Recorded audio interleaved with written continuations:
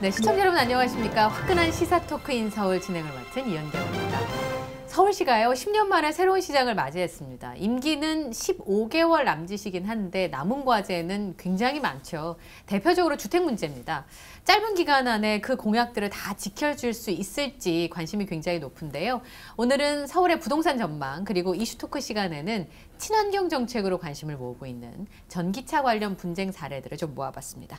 먼저 두 분과 함께 이야기 나눠보도록 하겠습니다. 김인만 부동산 연구소장님 나오셨습니다. 안녕하세요. 안녕하세요. 네. 그리고 이인철 참 좋은 경제연구소 소장님 함께하겠습니다. 어서 오십시오. 네, 안녕하세요. 네. 오늘 잘 부탁드리겠습니다. 네. 네. 오세훈 서울시장 임기가 시작되자마자 부동산 정책에 시동을 걸었는데요. 관련 영상을 보시고 토크를 이어나가도록 하겠습니다.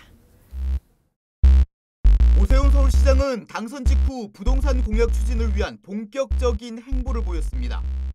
공급과 집값을 다 잡겠다는 오세훈표 부동산 정책이 추진되기 위해서는 조례와 법 개정이 필요하고 이를 위해선 정부와 서울시의회의 협력이 절실한 상황입니다. 통해서 풀어야 될 문제는 신속한 주택 공급을 위해서 도시규제 완화를 통한 해법입니다. 다시 말해서 한강변의 35층 높이 규제라든가 주거지역 용적률 제한 완화라든가 이런 각종 시의회와 조례 개정을 통해서 해결할 수 있는 부분이 있고. 하지만 국회와 서울시의회가 여당 우세인 상황에서 이들의 협력에는 난항이 예상됩니다.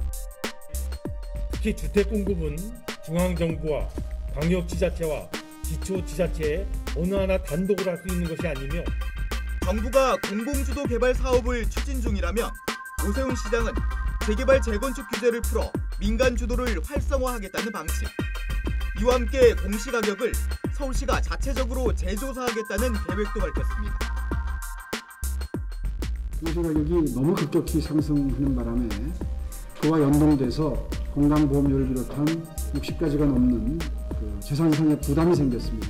서울시 차원에서 어느 정도 가격이 상승했는지를 자체 조사를 통해서 어느 정도 기준점을 설정하는 것을 모색중에 있고, 정부와 서울시의 정책이 엇갈리는 상황에서 길지 않은 서울시장 임기 안에 부동산 공약이 실현될 수 있을지 화끈한 시사 토크인 서울에서 하나씩 살펴봅니다.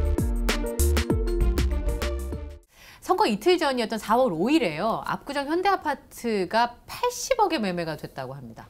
올해 전국 최고가 아파트 거래 기록을 세웠는데 오늘 이 얘기부터 먼저 좀 이야기를 해봐야 될 것 같습니다. 이인철 소장님, 네. 80억 주고 아파트를 샀을 때 이유가 있을 거 아니겠습니까? 그게 어떤 것 때문에 80억을 주고 그렇게 높은 가격의 아파트를 산 것인지, 재건축에 대한 기대감 때문인지. 대형 아파트가 3.3제곱미터당 이제 1억 원을 돌파한 게 현대 압구정 아파트인데 이게 부동산 시장이 삼성전자예요. 아, 삼성전자. 누구나 첫 손가락으로 가고 싶어하는 것이고 소유욕, 보유욕을 갖고 있을 수밖에 없습니다. 거기는 누구나 다 가고 싶은 욕망의 산지이기 때문에 가격 경직 이렇게 하방 강력성이 굉장히 강하고 오를 때는 굉장히 빨리 오릅니다. 안 내리고 오를 때 빨리 오르고. 그렇습니다. 그러다 보니 지금 사실은 그 34평형 84제곱미터는 반포가 먼저 뚫었어요. 반포가 평당 1억 원 시대를 이미 열었지만 대형 아파트 말씀하신 것처럼 80평형 아니 집 한 채 사는데 80억 원을 들여야 돼요. 이게 우리는 도저히 일반 서민들로는 생각하기가 어렵겠지만 지금 자산가들이 되게 많아요. 자산가들은 많지만 새 집이 부족해요. 그런데 가장 위치도 좋고 재건축이 되면 환골탈태할 곳이 어디냐를 꼽은다면 단연 첫 손가락으로 이제 압구정 아파트를 꼽고 있기 때문에, 그러니까 우리가 이게 지금 일반 직장인들이 연봉 4천, 5천 갖고는 감내할 수 없지만 이런 자산을 불리는 자산가들이 많기 때문에 이런 자산가들에게는 이게 주거가 단순히 얘기하는 금액의 수준을 넘어가기 때문에 아마 지금 기대감으로 초기잖아요, 지금. 그러면 만에 하나 실제로 여기에 재건축이 이루어졌어요. 어느 정도까지 거래가 오래 갈까요? 아, 그러니까 이게 6개월 전에 67억이었다면서요. 맞습니다. 그러니까 6개월 만에 13억을 더 주고도 그 아파트를 사도 13억 이상 오를 거란 확신이 있다는 거예요. 맞습니다. 그러면 여기 지금 80억 주고 지금 샀어요. 네. 재건축이 완료되면 어느 정도 가격이 형성될까? 아마 이분은 투자하신 분은 아마 2배가량 더 이제 바라보고 샀을 수도 있다. 2배란 말씀은 100억을 넘어간다는 말씀이죠? 넘어갈 수도 있다는 겁니다. 갑자기 소름 돋았어요. 예. 근데 사실 서울의 이곳 말고도 기대감이 높은 지역들이 굉장히 많습니다. 강남, 목동, 노원이라고 하는데 네. 노원 다녀오셨나 봐요. 소장님 아까 말씀하시는 거 얘기 들으니까. 네. 맞죠? 네. 예, 얘기 좀 해주세요. 뭐 이게 압구정이 이렇게 많이 오르는 거는 저 개인적으로 이해는 됩니다. 대한민국 최고 부자 동네고요. 풍수지리적으로도 가장 좋고요. 그렇습니까? 대한민국의 압구정 빼고도 부자 동네. 원래 압구정이 부자 동네고 개발 당시부터 80평 아파트들 70년대부터 그렇게 고급으로 지었고요. 원래 반포는 최근에나 부촌이 됐지 개발 당시는 서민 지역이었거든요. 그래서 10평대, 20평대 아파트들만 지은 지역이고 원래 전통적인 부자들은 그냥 압구정, 그냥 압구정 개발 안 돼도 압구정이거든요. 그래서 네. 이게 34평짜리가 우리가 평으로 말씀드려서 죄송하지만 34평짜리가 80억이 갔다 그러면 뭐 3.3제곱미터당 3억이지만 이게 대형 평수 80평 아파트가 80억이 간 거거든요. 그래서 뭐 놀랄 일도 아니고요. 노원구가 이게 미쳤단 말이에요. 미쳤다는 표현은 굉장히 죄송하지만 그만큼 충격적이란 말씀이신데. 최근에 집값 상승률을 보면 이게 한 달도 안 됐어요. 한 달도 안 되고 한 2, 3주 전에 전용 79제곱미터 네. 그러니까 30평 정도, 34평도 아니고 30평 네. 정도 아파트가 10억이 안 됐거든요. 9억 그 상계 7단지 같은 경우에 네. 9억 몇천이었는데 지금 11억 넘어서 12억 부르고 있거든요. 한 달 안에요? 예. 한 달 안에 그럼 2억이 올랐단 말씀이세요? 그렇죠. 강남 압구정이 2억 오르는 거하고요. 이런 지역들이 2억 오르는 건 비율로 따져보세요. 10억짜리가 그렇죠. 20%가 오른 거고요. 그렇게 따지면 압구정의 80억짜리가 100억 같다는 얘기거든요. 그래서 굉장히 상승폭이 높다. 그 예. 배경에는 이제 오세훈 서울시장께서 안전진단을 풀어주겠다라고 하면서 콕 찍어서 상계동하고 노원을 찍어주셨단 말이에요. 친절하게. 그러다 보니까 노원구 같은 경우는 안전진단 통과가 잘 안 됐거든요. 왜냐하면 안 되죠. 이게 중층 아파트가 재건축이 잘 된 적이 별로 없는데 서울시장께서 콕 찍어서 이렇게 말씀해 주시니까 풀어준다. 뭐 그냥 난리가 난 거죠. 그래서 저는 굉장히 좀 우려스럽게 보고 있고요. 단기간에 네. 너무 급등. 특히 그냥 부자 동네는 그냥 내버려 둘 수 있어요. 그들만의 리그고 우리하고 상관없는 동네지만 노원구는 좀 다른 동네거든요. 우리들의 동네고 중산층이 사는 동네이기 때문에 단기간에 급등은 굉장히 우려스럽다 이렇게 말씀드립니다. 목동은 어떻습니까? 목동도 난리가. 목동은 원래 또 부자 동네죠. 원래는 아니었는데 개발 당시로는 이제 막 물 새고 이런 지역인데 이제 학군. 예전에 여의도가 제일 좋았잖아요. 강남 여의도였는데 여의도 수요가 학군을 따라서 목동으로 옮기게 되면서 이제 강남 다음으로는 목동이죠. 뭐 제2의 학군인데 네. 목동의 단점은 이제 오래됐단 말이에요. 오래됐는데 용적률이 굉장히 좋습니다. 110에서 150% 정도로 그냥 내버려둬도 충분히 재건축 기대감이 생기는 지역이거든요. 사실 한 200% 넘어가게 되면 재건축이 쉽지 않다. 우리가 해도 이렇게. 이익이 별로 없으니까. 그렇죠. 용적률이라고 하면 이제 얼마나 많이 짓느냐인데 목동은 그렇게 많이 짓지 않았다는 거죠. 110에서 아직까지? 150% 정도. 우리가 개포 저층 아파트들 있잖아요. 최근에 이제 개발이 됐지만 그 아파트들이 한 80% 정도 됐어요. 저층이. 근데 목동이 중층이지만 110에서 150% 정도라면 굉장히 사업성이 좋다. 잘 될 가능성이 높은데 또 거기에 콕 찍어서 규제 완화를 해주겠다. 안전진단을 또 완화시켜 주겠다라고 하니까 난리가 났죠. 목동 같은 경우는 작년에 안전진단을 1차는 9단지와 11단지가 네. 1차 안전진단을 통과하고 기대감이 굉장히 높았는데 최근에 2차 안전진단에서 떨어졌거든요. 왜냐하면 2차 안전진단의 최종 결정권은 국토부가 가지고 있는데 우리 정부 기조가 그렇잖아요. 네. 안전진단을 잘 안 시켜주는 방향으로 강화시켰기 때문에 떨어지면서 굉장히 멘붕이 온 상태.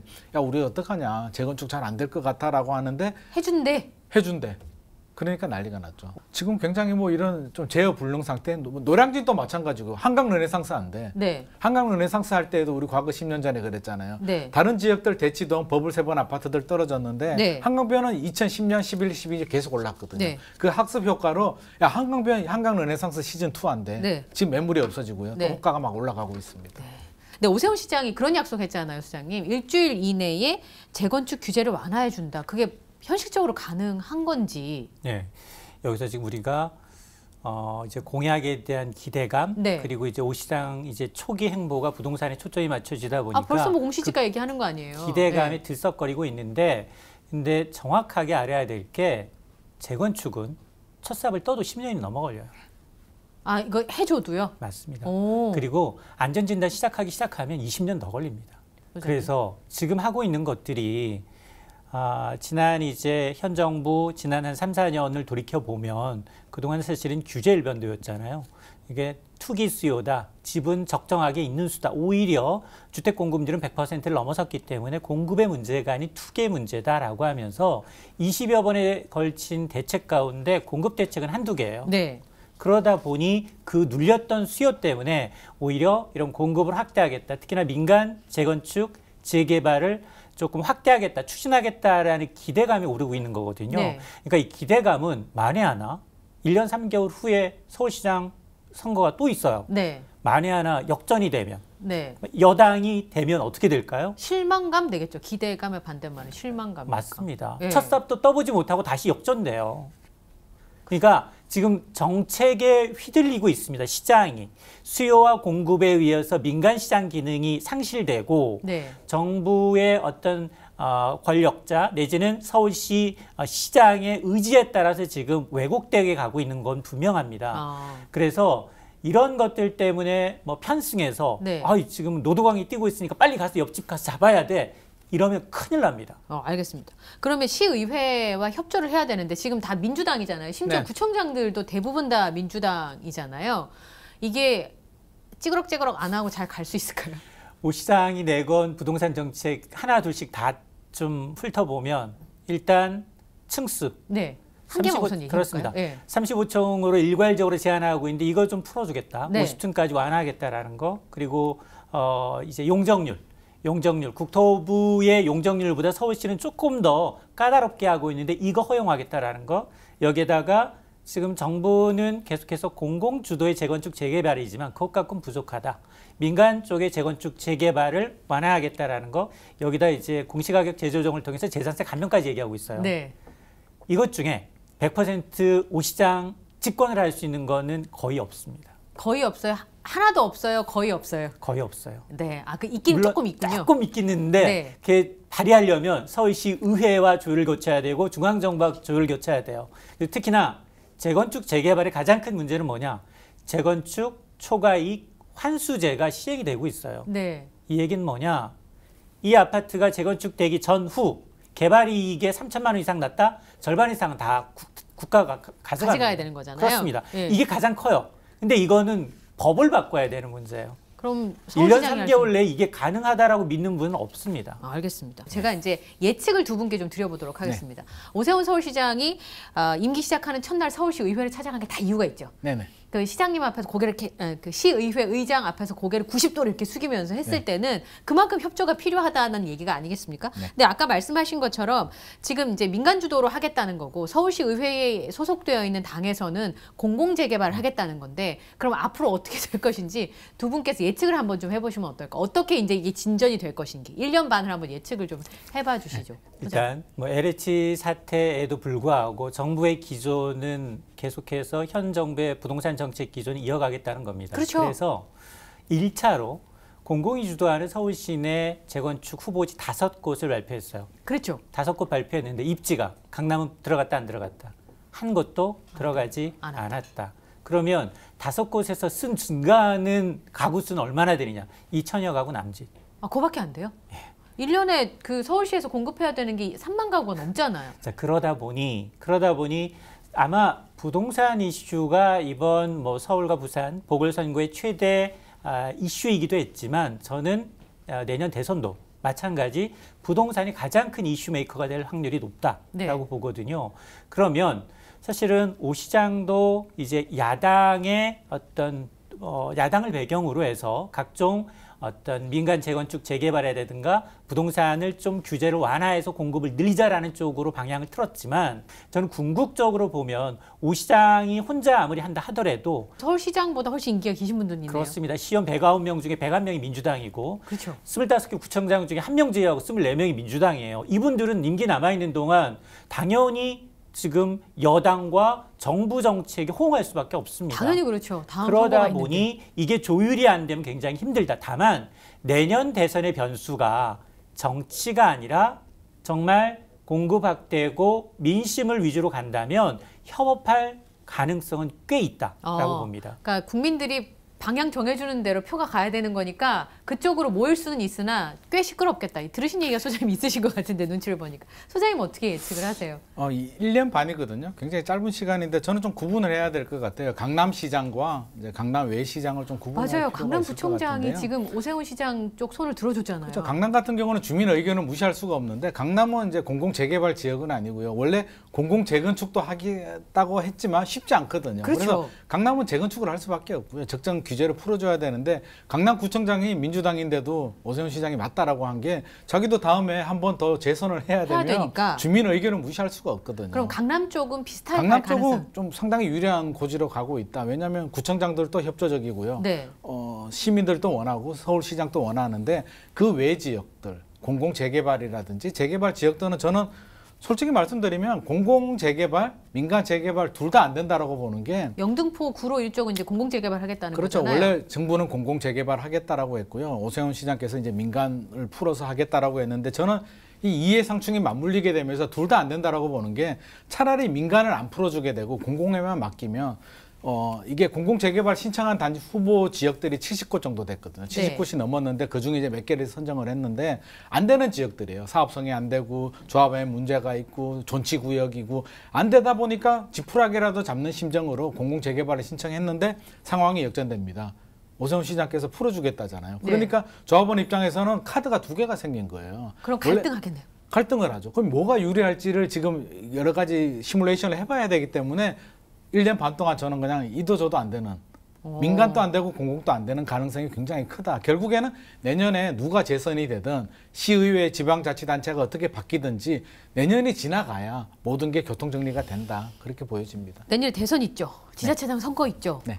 보통 일이 아닐 거라는 생각이 좀 들고 그 가운데서 사실은 영끌에서 아파트 사려고 하시는 분들 지금 대출 규제 풀어주자는 얘기 지금 여당에서 나오잖아요. 그러니까 혼란이 굉장히 많이 올 거라고 이제 두 분이 예상을 하시는 건데 오세훈 그러니까 전 서울시장이었을 때 그 모토가 하나 있었죠. 브랜드 같은 뉴타운. 네. 네, 그래서 그걸로 그걸로 시장됐다. 뭐 이런 비판도 있었는데 오세훈 시장한테는 그게 이제 뭐 아픈 손가락일까요, 소장님? 그러면 뉴타운은 부활을 하는 걸까요? 이런 궁금증들이 생기거든요. 부활시키겠다고 얘기를 했죠. 네. 얘기를 했는데 사실은 뭐 2006년에 처음으로 오세훈 시장이 당선이 되면서 이제 서울을 50개 지구로 나눠서 뉴타운 개발 계획을 내놨는데 공교롭게도 글로벌 금융위기, 2008년 글로벌 금융위기가 맞물리면서 한 곳 제외하고 제대로 사업이 제대로 안 됐잖아요. 그렇습니다. 네. 그러다가 이제 박원순 시장이 2011년 다시 당선이 되면서 이걸 전면 백지화했잖아요. 네. 그래서 지금 흐지부지 돼 있는 상황이에요. 이걸 다시 또 복원한다 하더라도 부작용은 여전합니다. 지금 왜냐? 이런 재개발, 재건축 총 앞으로 5년 동안 36만 호 가운데 18만 호를 네. 재개발, 재건축 그리고 뉴타운으로 이제 탈바꿈시키겠다는 거 아니겠습니까?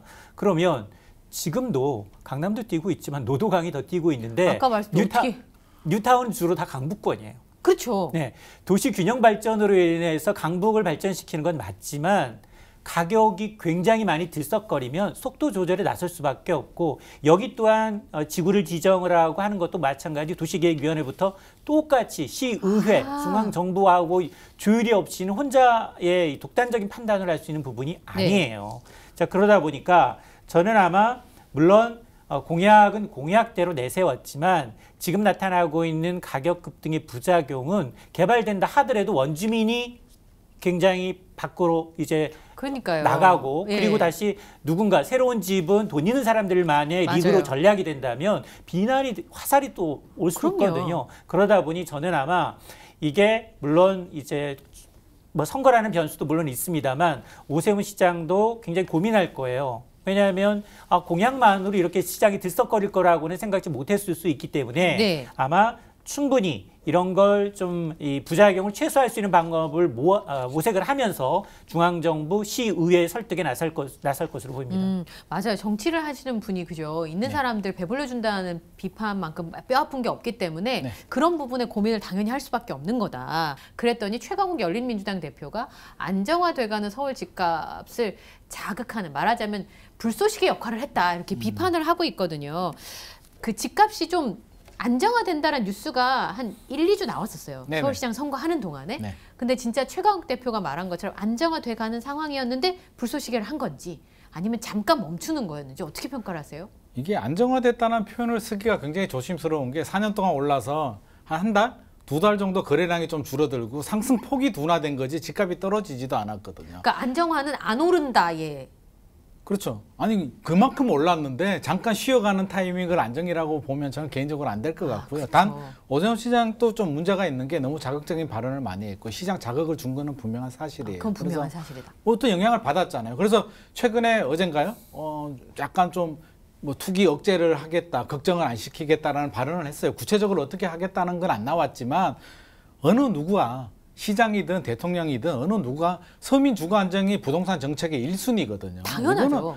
누가 집 가진 사람 집값 올려주는 걸 바라는 시장이나 대통령은 없단 말이에요. 그래서 그렇죠. 아마 오세훈 시장님도 이게 가장 큰 아킬레스건이 되면서 고민거리가 될 거예요. 이게 네. 민간 주도의 공급을 하면서 이게 공급 물량을 늘려야 되는데 이게 투기 억제를 어떻게 할 것인가. 이거에 대해서 너무 고민을 안 하고 지금 마음 급한 마음에 공약을 하고 이렇게 좀 긍정적인 시그널을 많이 줬는데 저는 개인적으로 좀 이런 게 필요하다라고 보거든요. 예를 들자면 이사대책 같은 경우는 이사대책 이후에 공공재개발 구역의 빌라 주택을 구입하게 되면 현금 청산을 시켜버리겠다. 뭐 이런 강력한 대책도 나왔잖아요. 그래서 네. 오세훈 시장님도 뭔가 이런 시장 안정을 주는 뭔가 시그널, 공공 재건축을 하든 재개발을 하든 민간 재개발을 하든 뭐 토지거래 허가를 하든 뭘 해도 좋은데. 현금 청산을 하든 뭔가 강력한 시그널을 좀 줘야만 이게 브레이크를 좀 잡을 필요는 있겠다. 공급 물량을 늘리는 거는 찬성인데요. 5년 후에요. 지금 아무리 공급을 빨리 해도요. 5년, 10년 후에 입주한단 말이에요. 우리 이번 표심을 보면 2030 세대들이 왜 분노를 하냐면 5년, 10년 후에 입주 물량을 달라는 게 아니거든요. 지금 집값을 좀 잡아주고 내 집을 좀 구할 수 있게 해주고 맞아요. 내 집 마련을 할 수 있게 해달라는 건데 여당이든 야당이든 공통적으로 하는 얘기가 5년, 10년 후에 나오는 공급 얘기만 하고 있는 거예요. 지금 나오는 얘기가. 제가 볼 때는 아무도 책임 안 지겠다는 거거든요. 5년, 10년 후에 자기들이 안 하잖아요. 책임 안 질 얘기를 하는 거라서 지금 어떻게든 지금 해결할 수 있는 방법, 뭐 양도세 출구 전략을 만들어서 매물이 쉽게 나오게 하고 저렴하게 실수요자들이 살 수 있게 만들어주고 뭐 이런 좀 정책의 전환? 좀 혁신적인 정책의 전환이 필요하지 먼 미래 5년 10년 후에 공급 얘기 가지고 여당 야당이 싸워봤자 이게 우리 실수요자들 2030, 3040 세대들한테는 전혀 공감이 되지 않는다. 소장님 국회 가시면 좋겠다. 그러면 저렇게 얘기를 가시면 얘기를 못 하실까요? 국회 가면 또 다른 얘기 하겠죠. 아, 그러시면 네. 안 됩니다. 네네. 예. 근데 제가 궁금한 건 그 말씀은 네. 당분간은 가격이 들썩들썩하는 거 한동안 지속될 거다. 이런 예측을 전제로 말씀하시는 거예요. 브레이크를 걸어주지 않으면. 지금 상태로 두게 되면 왜냐하면 문재인 정부 박원순 시장 동안에 굉장히 억눌려 있었어요. 개발 규제 완화에 대한 목마름이 굉장히 갈증이 심했는데 그래도 오세훈 가격이 시장님이 그렇게 많이 예. 그 갈증에 물 한 모금을 줬단 말이에요. 그러다 보니까 지금 기다리는 게 이제 폭발을 하고 있는데 저는 브레이크를 좀 잡아줘야 된다. 아까 뭐 제가 잠깐 영상에서도 말씀을 보셨지만 공시가격 제조사 처음 참석하는 국무회의에서 이 얘기를 했단 말이에요. 네. 그 앞서서 질세라 원희룡 제주지사, 조은희 서초구청장도 뭐 지금 뭐 대구, 부산 다 가세하는 분위기인데 네. 국토부는 전문적으로 다 한 거야. 얘기하지 마. 이런 분위기거든요. 지금 네네. 이 제조사 한다는 게 말이 되나요? 현실적으로 지금 제조사 해가지고는 넣고요. 왜냐하면 4월 말이 이제 최종 확정 시점인데 지금 벌써 4월 중순이잖아요. 네. 그래서 시기적으로는 현실적으로 제조사 해가지고 되짚기에는 이미 늦었고요. 그럼 지금 공시지가로 하는 건 1년은 이제 가야 되는 그렇죠. 거잖아요. 이제 내년을 준비해서 이제 서울시도 제주도도 그렇고 이제 목소리를 내는 건데 급격하게 상승한 거는 사실이거든요. 네. 아무리 현실화를 하더라도 사실 제가 보더라도 너무 많이 올랐고요. 좀 구조적으로 좀 문제가 있는 부분이 있어요. 한국감정원 직원이 한 500명 좀 넘거든요. 이 한국감정원이 국토부의 의뢰를 받아서 전국의 공동주택을 조사한다. 다. 현실적으로 굉장히 어려운 숙제입니다. 왜냐면 그 그래서 라인에 따라서 가격이 그렇죠. 다르던데. 아무리 표본이 있고 하더라도 굉장히 어려운 숙제고 최근에 또 아무리 봐도 너무 올렸거든요. 그래서 뭐 불합리한 단지들도 굉장히 나오겠죠. 그래서 속도 조절도 해야 되고요. 저는 제일 불만이 현실화를 왜 해야 될까? 국민들은 공감하지를 못하거든요. 아니 집값 안정시키는 거는 다 찬성인데 공시가격을 현실화하면 과연 집값이 안정이 될까? 거기에 대해서 정치권 어느 누구도 국민에 대해서 설명을 해주고 공감을 해주는 그런 절차가 없었단 말이에요. 그래서 다음에 한번 물어볼게요. 저도 한번 물어봤거든요.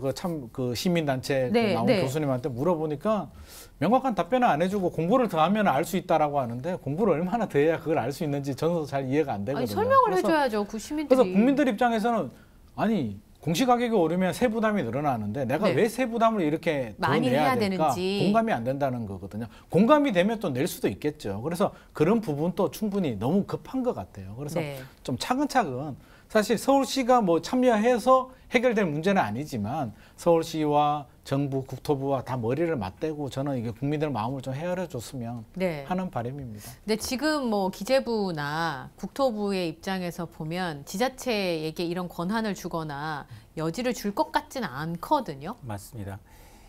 이게 사실 정치가 경제와 맞물리면 시장이 왜곡돼요.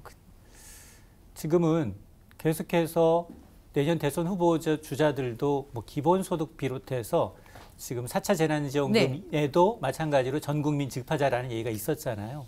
계속해서 돈 쓸 공약들이 엄청나게 대기하고 있습니다. 그렇습니다. 예. 이것을 뒷받칠 만한 재원은 뭐 예를 들어서 전 국민한테 뭐 부가세를 인상한다든가 여러 그렇죠. 가지 방안이 있지만 고양이 목에 방을 못 달거든요. 부가세 인상하면 그냥 그 선거 포기하는 거죠. 포기하는 거죠. 예. 그리고 또 일본도 이제 부가세 인상했다가 또 소비가 굉장히 위축되는 양상을 보았기 때문에 네, 아베 총리 그 역풍 받은 거죠. 맞습니다. 세금을 인상하기가 굉장히 어려운데 네.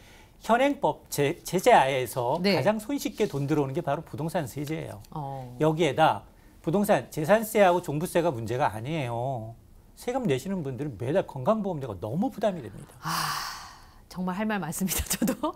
건강보험료가 정말 매달 내야 돼요. 네. 재산세는 7월과 9월, 종부세는 12월 한 번만 내면 돼요. 네. 근데 이 건강보험료는 우리 국민 누구나 다 내요. 근데 그게 이제 부동산과 연동되는 거니까. 공시시가에 따라 연동이 됩니다. 그렇죠. 자, 여기 이런 것들이 이제 표심에 반영이 되고 있기 때문에 저는 공시가격 문제. 왜냐하면 정부가 신뢰를 잃은 게 네. 사실 시민연대부터 이제 참여연대가 현 정부 들어서 계속해서 이제 이 집값 상승률 갖고 옥신각신했어요. 네. 3년 동안 50% 이상 올랐다. 아니다, 10% 올랐다. 근데 10% 올랐는데 매년 공시가격은 20%씩 올라요. 세종시는 70%가 공시가격이 올랐습니다. 그러면 청구서 따로, 또 내보는 데이터 따로. 네. 이게 이러다 보니 정부에 대한, 정부 정책에 대한 신뢰성이 떨어져 있어요. 그러다 보니 아니 왜 우리 같은 아파트야, 같은 라인, 1호하고 1호 라인 향도 똑같아, 보이는 층이 다 똑같아. 근데 나는 더 내고 얘는 덜 내. 이러면 불만이 생기죠. 불만이 생기죠. 네. 그러면 정확하게 신뢰를 얻을 수 있는 근거를 제시해야 되는데 오늘 29일이에요. 국토부가 공시가격 산정의 근거를 내놓겠다라고는 얘기했어요. 그런데 이게 과연 국민의 신뢰를 받을 만한, 이제 오케이 할 만한, 내 공시가격은 옆에 집보다도 높을 수밖에 없네 라고 인정할 만한 건지는 좀 지켜봐야겠습니다. 네. 누구 한 편을 들어줄 수가 없어요. 지금 말씀을 들어보니까, 그러니까 제가 소장님하고 저희가 푹 했던 게 좋아서 웃은 게 아니라 하도 이제 어이가 없으니까 어이가 없어서 그냥, 지금의 상황이 사실 이제 그런 부분들이 있는데, 말씀하신 것처럼 누구의 잘못이라기보단 구조적인 문제들도 존재하고 있는 거니까 맞습니다. 우리가 바라는 대로 정치인분들이 서로 이제 뭐라 그럴까요? 좀 자신의 욕심을 좀 내려놓고, 그럼요. 예, 이 정치인으로서, 정치가로서의 모습을 좀 보여주기를 좀 바라겠습니다. 일하는 의지를 꺾지 마라, 이렇게 정리를 좀 해주셨습니다. 오늘 두 분 말씀을 듣니까 속은 다 시원한데 이 얘기를 어디 가서 전해야 될까 제가 고민을 좀 하게 되네요. 두 분과 함께 부동산 시장을 좀 짚어봤습니다. 오늘 말씀 고맙습니다. 자, 이어지는 이슈 토크 순서에서는요, 김지훈 변호사와 함께 생활 속에 전기차 분쟁이 그렇게 많다고 하네요. 살펴보도록 하겠습니다.